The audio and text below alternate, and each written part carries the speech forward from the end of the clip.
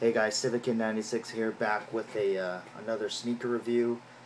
This time it's going to be on a Nike SB. This one's actually a pretty sentimental pair to me. This is the actual first SB I purchased back in 2004. I learned about SBs pretty much back then when I was waiting in line at Nike Town, San Francisco for a pair of Mellow 2s. Been a bunch of cool people there that night. We didn't really camp out that long. We probably got there with a buddy at around 2 or 3 in the morning, and the line really wasn't that deep, if I remember correctly. It was probably like 40 people deep. It was still hype back then, but it really wasn't that bad. And what the cool part was that Nike Town San Francisco had so many pairs that they allowed us to buy 2 pairs of the Mellow 2, which I did. I no longer have them, but that was my first ever camp out for sneakers. And thank goodness it wasn't really that rough. But anyway, when I met one of the collectors in line, he was telling me about the new Nike skateboarding line, and I was kind of curious about it. And that month was, I believe it was February or March, and that month had this colorway coming out. So it's a retro colorway, it's a silver box, and here's the colorway. Khaki, brown, safari, and pretty much, if you don't know what it is, it even says on the box that it is what you think it is. And it's this. The Nike Jedi. Nike SB Jedi. Which was a pretty cool shoe back then. I ended up going to a shop over at Redwood City, Skateworks.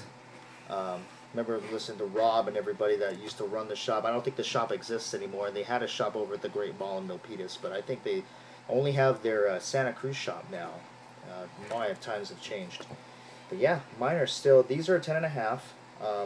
I didn't know about the sizing of SBs back then, so I went with my Jordan size, and that was kind of a mistake. I mean, I've stretched these out to the point where I'm comfortable wearing them, but I've now learned with lows especially, I end up usually getting a half size up, just to fit my white feet. But here's the features of the shoe. Well, pretty much here, nice suede toe, the nice little with the toe box here around with the neon lacing, neon laces. It came with the 2 sets of laces with the bag, brown swoosh. Pretty much as you can figure, here's the old school dunk bottom. They don't do these anymore since I think 2010. But fat tongue, and yes, as you see, these are Jedis, and they are modeled after Yoda, and it even says that on the box. So, there you go. You can tell the brown and the khaki is more following Yoda's suit. The laces and the neon stuff is pretty much following the lightsaber. And, wow, this is a pretty simple shoe. I can't believe these things now, dead stock, are going for at least $250 to $300, which is insane, considering that I once had 2 pairs of these things and I only paid $79 per pair. Wow. You know, who'd have thunk, right?